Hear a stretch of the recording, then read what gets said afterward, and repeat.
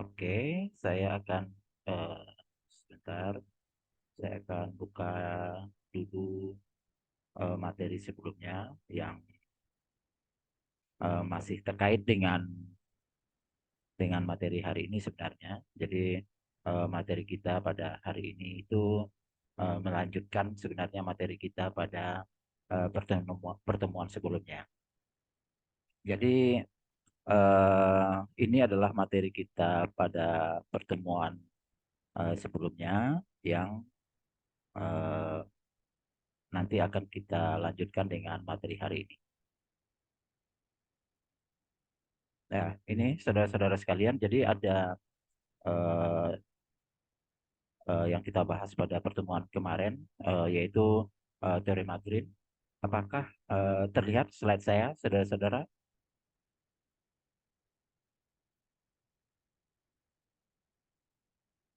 Mohon komen, apakah slide saya terlihat? Terlihat, Pak. Terlihat dan ada perubahan. Kalau ini kalau saya rubah terlihat ya.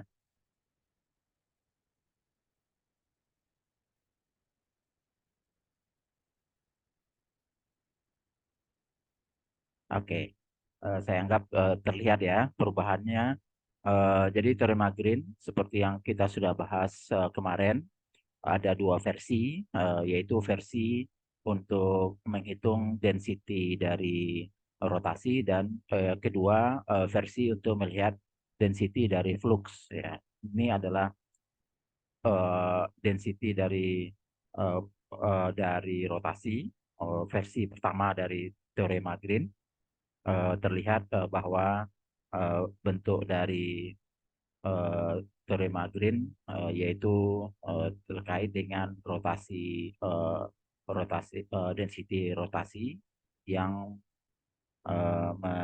mempunyai bentuk pada bagian kanannya turunan parsial dari n terhadap x dikurang dengan turunan parsial dari m terhadap y. Ini berarti nanti yang akan sebenarnya dia adalah bentuk dari curl curl f divided dengan k. Nah, sedangkan untuk versi yang kedua, teorema Green, yaitu terkait dengan density dari flux, itu nanti pada bagian kanan terlihat yaitu bentuknya adalah divergensi. Divergensi dari medan vektor MI tambah NJ. Terlihat bentuknya adalah turunan parsial dari M terhadap X ditambah dengan turunan parsial dari N terhadap Y.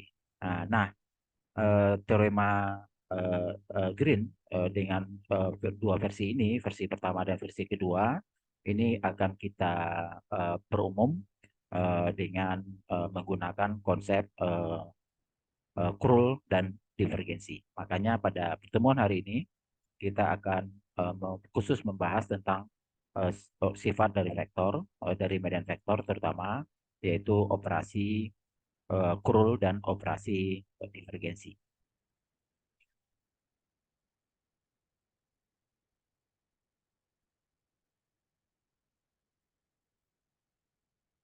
Nah, kemudian eh, apa yang kita maksudkan dengan operasi curl dan operasi divergensi?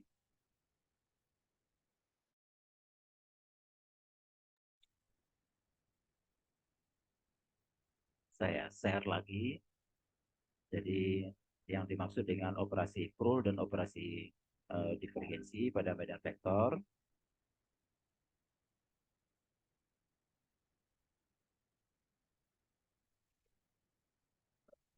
kita lihat.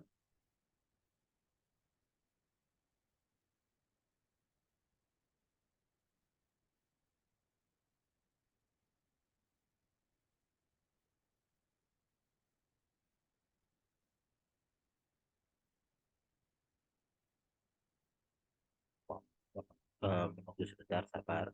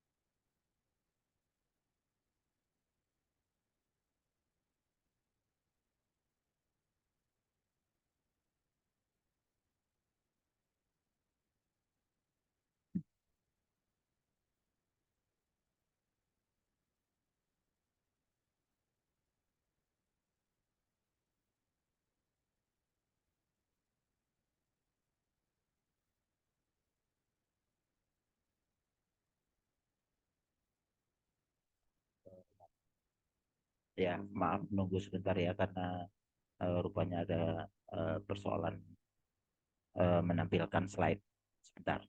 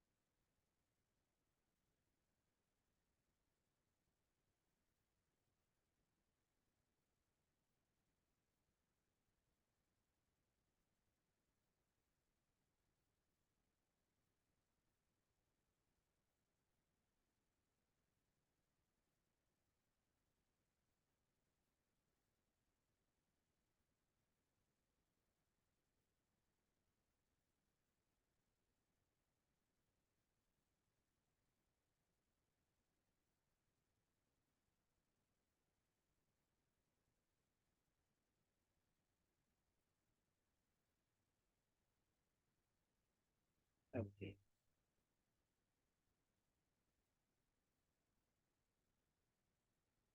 Ya, baik. Mohon maaf sudah menunggu saudara-saudara sekalian. Ini yang akan kita bahas pada pertemuan siang hari ini. eh Ya, sudah saya admit ya, Viviana, teman-temannya. Kemudian kita akan bahas eh, materi yang kita sebut hari ini dengan krul dan divergensi. Jadi, krul dan divergensi ini eh, kita bahas pada hari ini.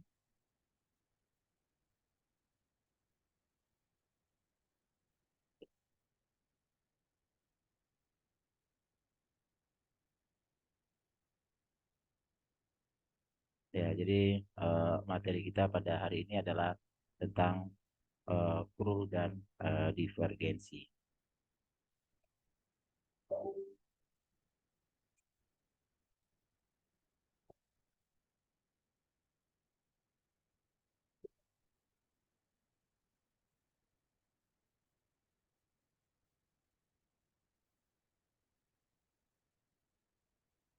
Nah, eh, materi krul dan divergensi ini sebenarnya materi ini sudah kita bahas eh, pada materi tentang vektor, yaitu kita eh, me- menyebut tentang ya kita menyebut tentang krul dan divergensi. yaitu operasi yang berlangsung pada vektor.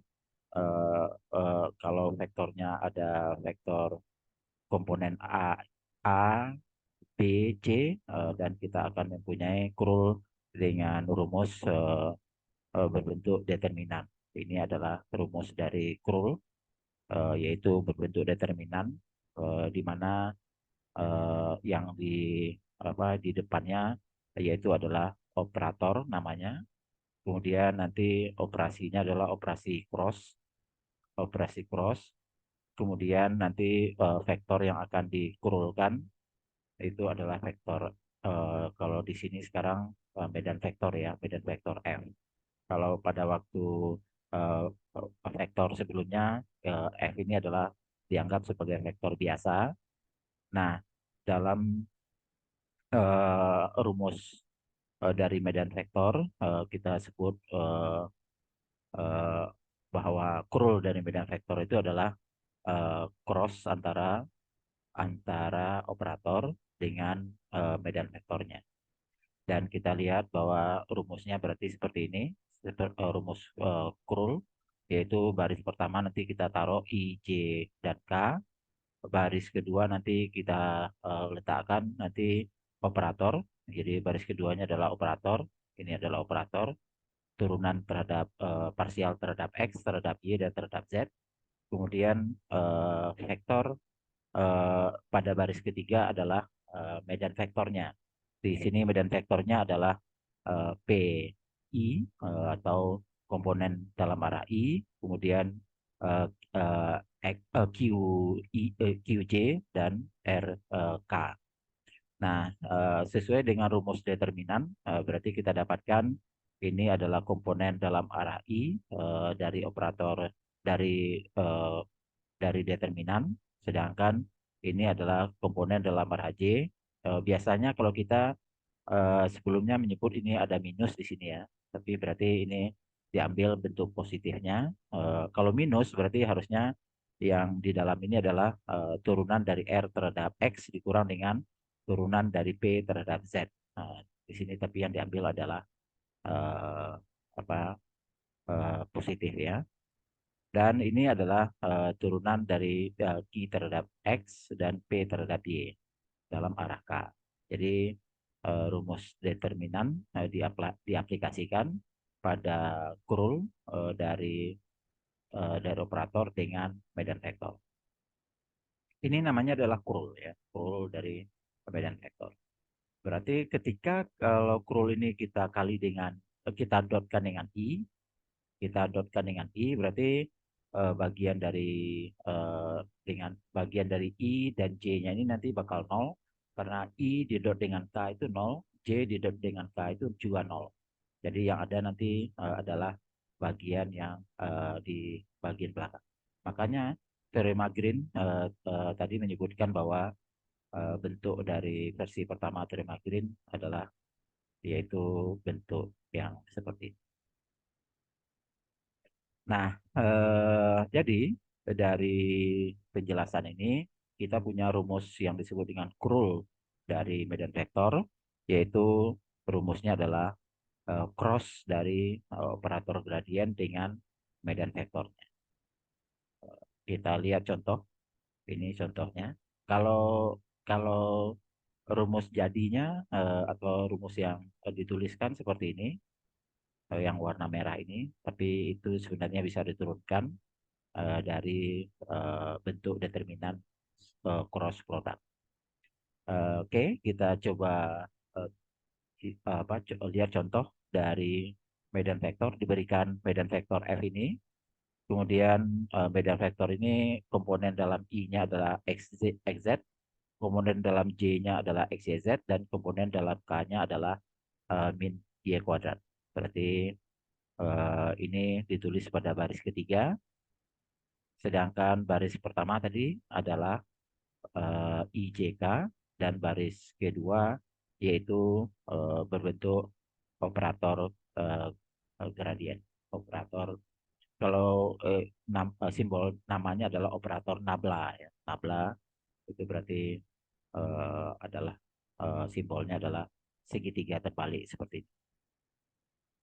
Oke, kita terapkan I turunkan berarti min Y kuadrat ya, diturunkan dikalikan silang dengan ini turunan terhadap Y, berarti min Y kuadrat turunkan terhadap Y nanti dikurang dengan X, Y, Z diturunkan terhadap Z. Ini dia, X, Y, Z diturunkan terhadap Z. Sedangkan kalau J berarti kita dapatkan min Y kuadrat diturunkan terhadap X dikurang dengan XZ diturunkan terhadap X, terhadap Z. Ya, karena kali silangnya dengan bagian sini ya. Terus plus berarti kalau K berarti ini diturunkan XZ diturunkan terhadap X dan XZ diturunkan terhadap Y. Nah, kalau kita hitung hasil dari rumusnya kita peroleh nanti hasilnya vektor ini. Ini adalah hasil kurul dari medan vektor yang diberikan. Oke. Nah, sekarang yang jadi menarik nanti adalah kapan dia menghasilkan nol, kapan dia tidak nol. Dan kita menyebutnya kalau nol itu nanti kita sebut sebagai medan vektor konservatif ya. Nah, eh, kemudian kalau kita mempunyai medan vektor, mempunyai fungsi yang eh, digradienkan, nah dan kemudian dicari krulnya hasilnya sama dengan nol, maka itu nanti kita sebut sebagai medan vektor konservatif. Kita lihat ini adalah eh, bentuk dari penerapan rumus teorema ini. Cuma ini teorema khusus ya, kurul dari gradien ya. Kurul dari gradien itu ternyata nilai hasilnya selalu nol. Nah, ini yang tadi kita sebut kalau f itu ternyata merupakan gradien dari sebuah fungsi skalar, maka dia akan konservatif. Artinya dia f ini konservatif, maka kurulnya nanti bakal sama dengan nol. Karena tadi sudah ditunjukkan oleh teorema Claurat, siapa namanya tadi? Teorema dari Clairaut ya, Clairaut mengatakan bahwa kurul dari gradien sebuah fungsi skalar itu selalu nol. Berarti kalau memang terjadi bahwa f itu gradien dari suatu fungsi skalar, berarti nanti kita pastikan bahwa kurulnya nanti sama dengan nol. Atau medan vektor itu nanti konservatif. Ini contoh kita mempunyai F yang bentuknya eh, seperti yang ditunjukkan ini. Kita dapatkan nanti kurulnya ternyata tidak nol, jadi dia tidak konservatif. Jadi maka kita sebut jika medan vektornya kurul dari sebuah medan vektor nol, maka medan vektor konservatif. Ini teorema ini menjamin medan vektor yang kurulnya sama dengan nol, dia pasti medan vektor yang konservatif. Ya sebenarnya ini materi-materi yang sudah pernah kita singgung sebelumnya tentang sifat konservatif.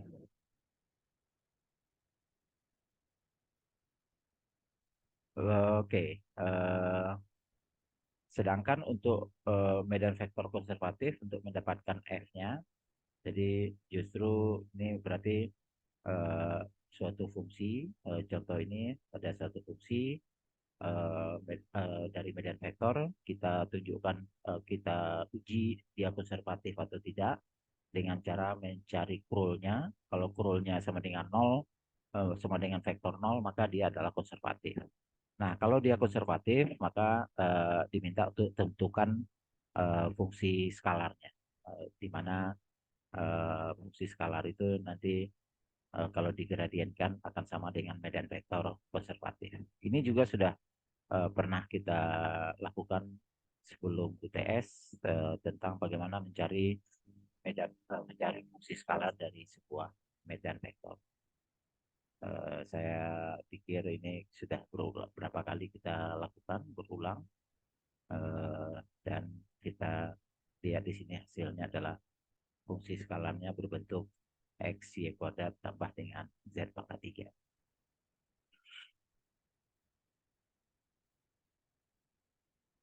Nah, kemudian kalau kita ilustrasikan, terlihat seperti ini, bahwa kalau kita mempunyai medan vektor, kemudian medan vektor itu berbentuk sin i, berarti ya, sin i, eh, sin y i tambah dengan cos x j.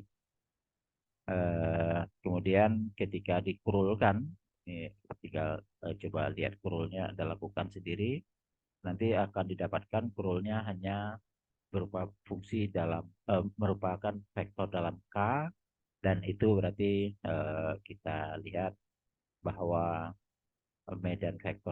kurul dari medan vektornya tidak nol. Artinya di dalam medan vektor itu eh, tidak konservatif. Kalau medan vektor yang kedua, yang B ini, kita lihat medan vektornya 2xyi tambah dengan ini, dan kurulnya kita lihat ternyata 0.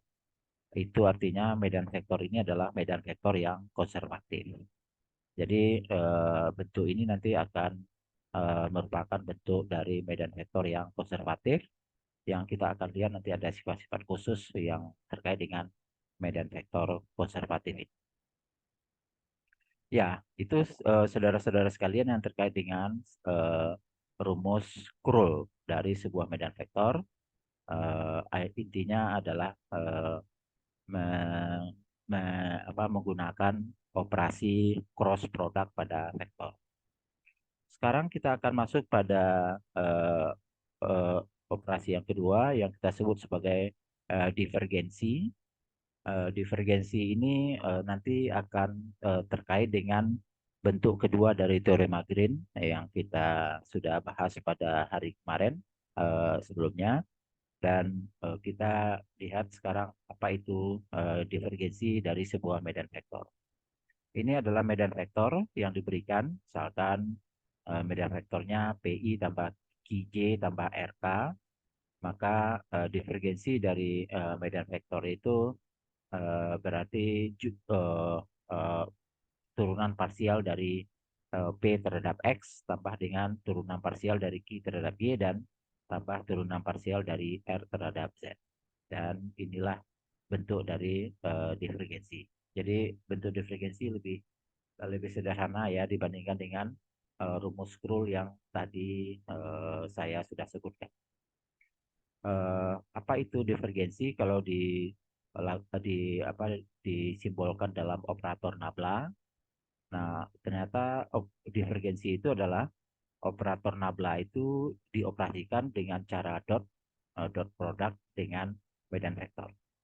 Kalau tadi Krull dari medan vektor hasil dari operasi cross antara operator nabla dengan F. Kalau divergensi ternyata hasil operasi dot product antara operator nabla dengan medan vektor F. Ini contoh dari divergensi. Kita mempunyai fungsi yang kayaknya sama dengan fungsi tadi ya. Pada waktu kita mencari mencari kurul, ketika kita terapkan dalam divergensi, ya hasilnya berarti turunan parsial dari X, yaitu XZ, nanti hasilnya adalah Z ya, turunan parsial dari XZ terhadap X itu adalah Z.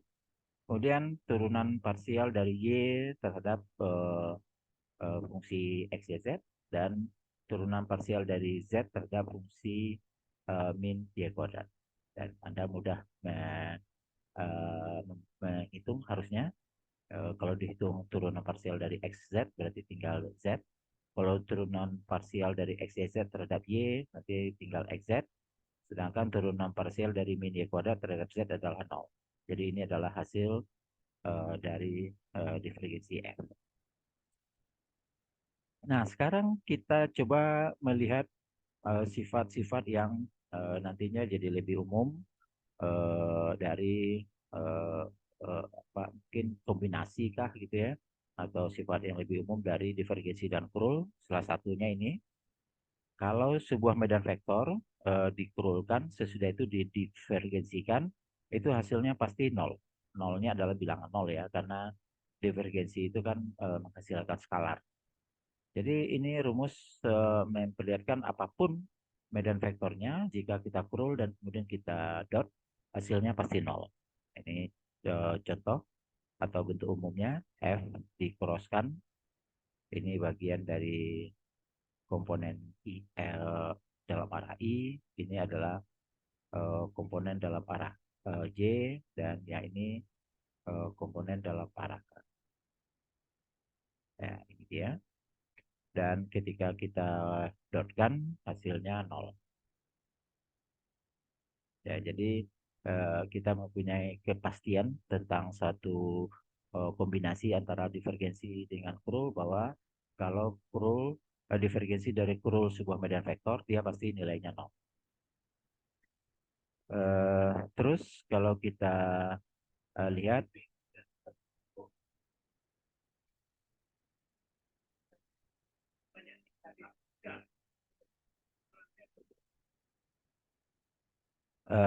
kita lihat ini medan vektor, dan kita eh, oke, ini cuma sifat lain ya, kita lewati.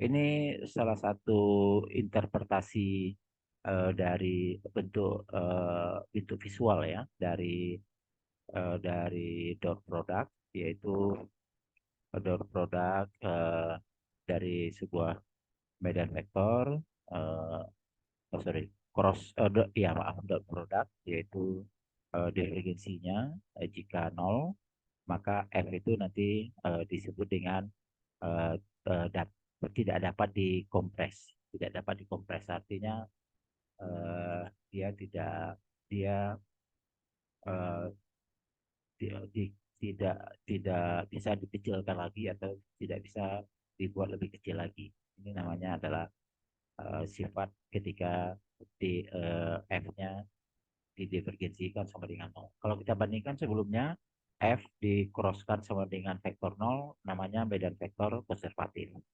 Sedangkan kalau di sini berarti F jika didiferensiasikan sama dengan nol, maka dia disebut dengan incompressible.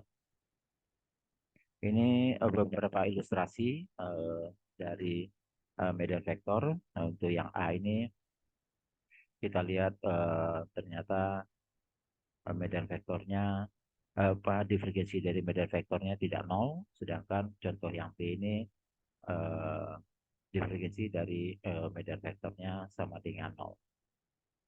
Ya, jadi kita dapatkan dua hal yang berbeda. Yang A ini tidak nol, yang B ini nanti sama dengan nol.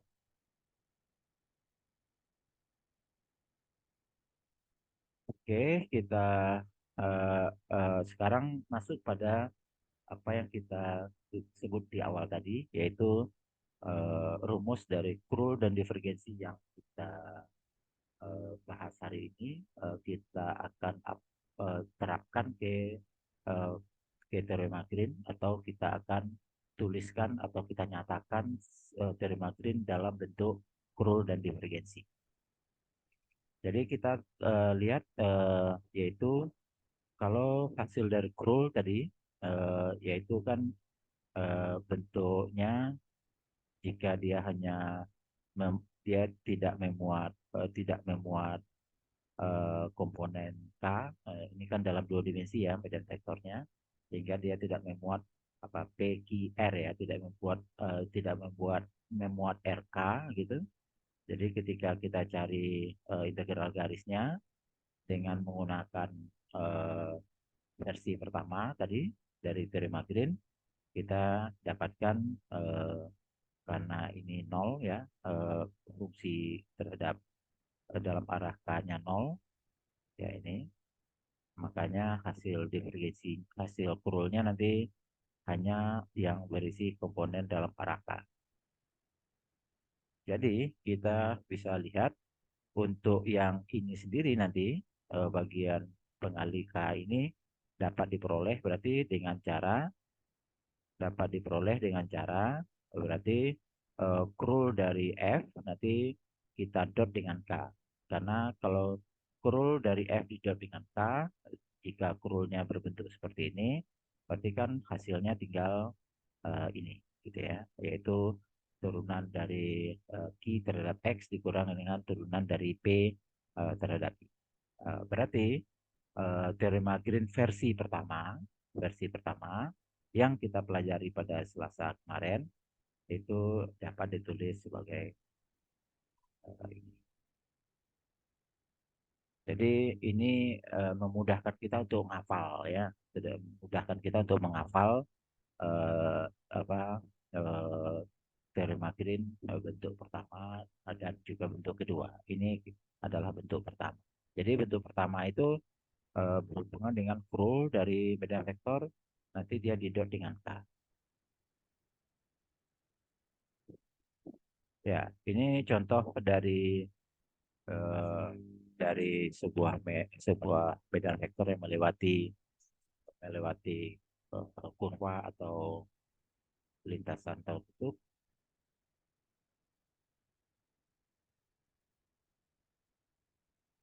Ya, kita lihat di sini. Jadi ini membuktikan eh, bahwa integral garis yang memperhatikan density sirkulasi itu rumusnya adalah yang berbentuk dot product, cross product, sedangkan yang versi kedua dari teorema Green yang menghasilkan yang berbentuk density dari flux itu rumusnya berbentuk divergensi ya. Jadi ini kesimpulan dari materi kita pada hari ini, yaitu ada dua, yaitu kita membuat versi dari teorema Green dengan menggunakan eh, menggunakan curl dan menggunakan divergensi. Oke, saudara-saudara sekalian, kita lihat ini latihan-latihan untuk pertemuan pada hari ini. Eh, eh, jadi pertemuan pada hari ini sekali lagi saya sebutkan merupakan kelanjutan dari pertemuan kemarin. Kemarin memperkenalkan medan vektor dalam dua versi. Sekarang bentuk dua versi dari teorema Green tersebut ditulis sebagai operator, operator curl dan operator divergensi. Kita lihat contoh yang ada. Mudah-mudahan saya bisa membuat coret-coretan ya untuk di slide ini. Ini seringkali kalau pen tabletnya bermasalah, saya tidak bisa membuat coret-coretan. Mudah-mudahan ini bisa.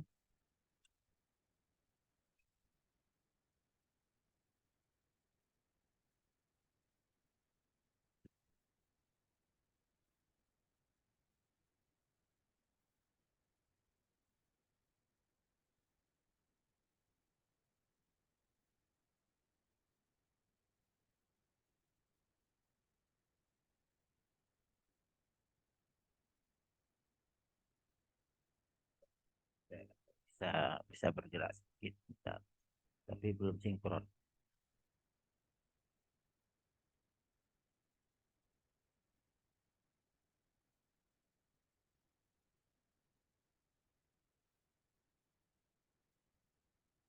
Bentar ya, ini tidak sinkron.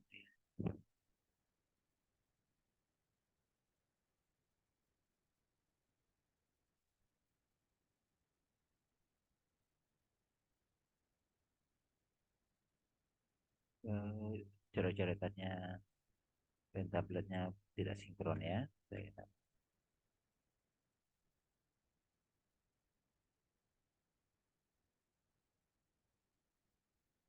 Hmm. Nah, oh tidak tidak sinkron. Saya coba dengan manual.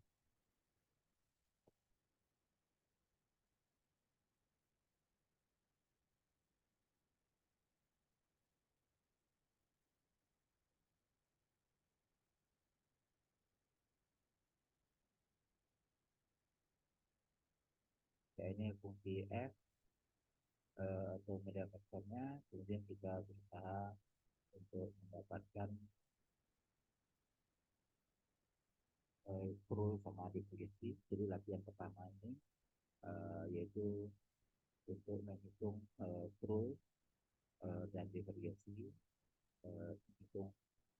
Jadi pada latihan ini, latihan pertama ini adalah untuk menghitung scroll dan divergensi dari medan vektor yang diberikan. Jadi ada 8 soal ini. Kita lihat satu persatu scrollnya. eh, ini ada 3 dimensi ya, ada I, J, dan K.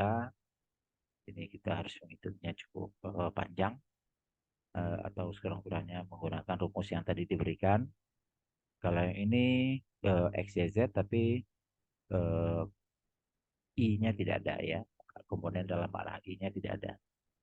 Kalau nomor 3, itu medan vektor dengan 3 dimensi. Dan kita lihat justru yang komponen dalam arah Y-nya tidak ada atau 0. Kalau yang 14, 4 ini cukup lengkap. Ada X, ada komponen dalam arah I, ada komponen dalam arah J, dan ada komponen dalam arah K. Ya, kita hitung ini satu persatu sesuai dengan eh, rumus Krull dan rumus divergensi dari medan vektor. Dan kita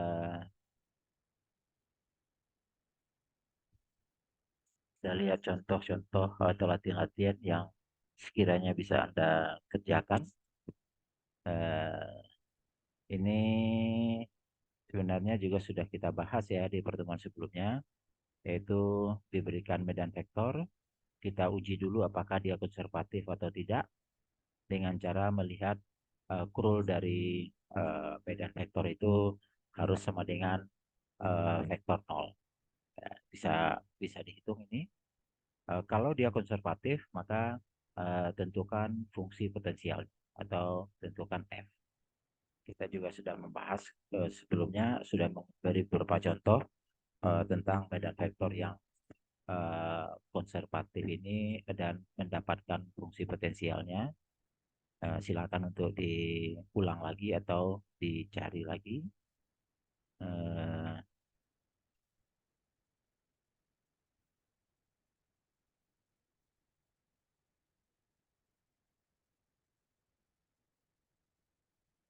ya, kita lihat sekarang. Ya, sayang saya tidak bisa menuliskan dengan tablet ya karena ya tadi tidak sinkron ya tablet dengan layar karena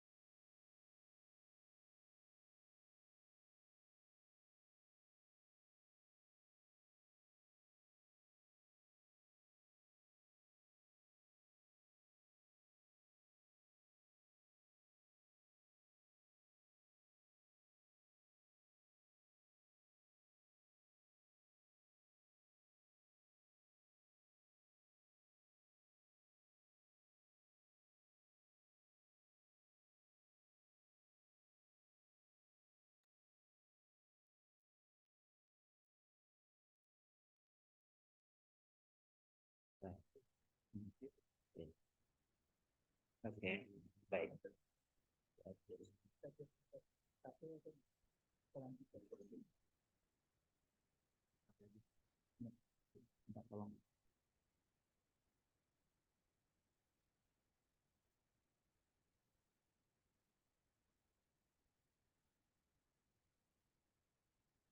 Yang baik, saudara-saudara sekalian, eh, sempat terlempar sebentar ya.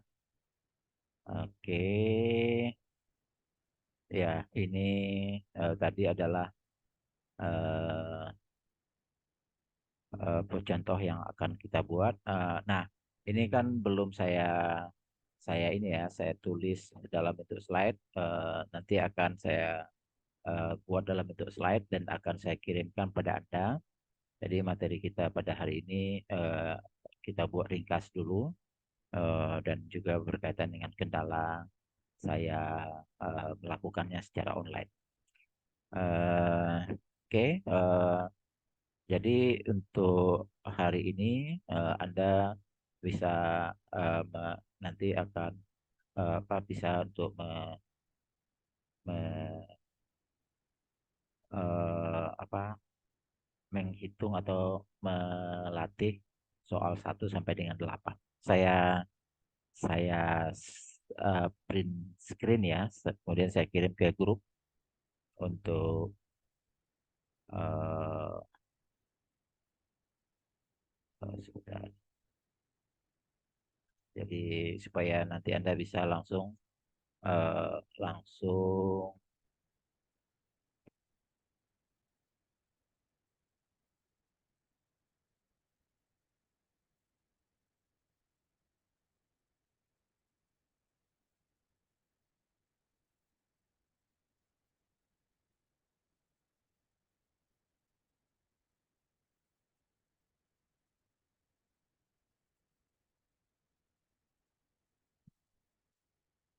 oke, sebentar saya kirim ke grup WA khusus untuk soal latihan yang bisa Anda kerjakan.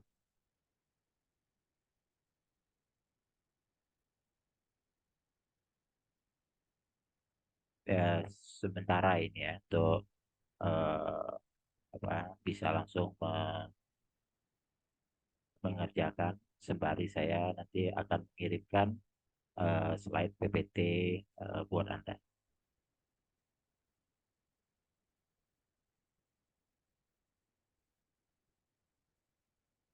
Oke, baik saudara-saudara sekalian, eh, terlihat bahwa materi kita cukup sederhana, cukup singkat pada hari ini.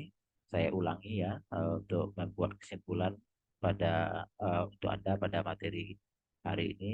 Materi hari ini adalah menindaklanjuti atau melanjutkan apa yang kita sudah bahas pada pertemuan sebelumnya tentang teorema Green.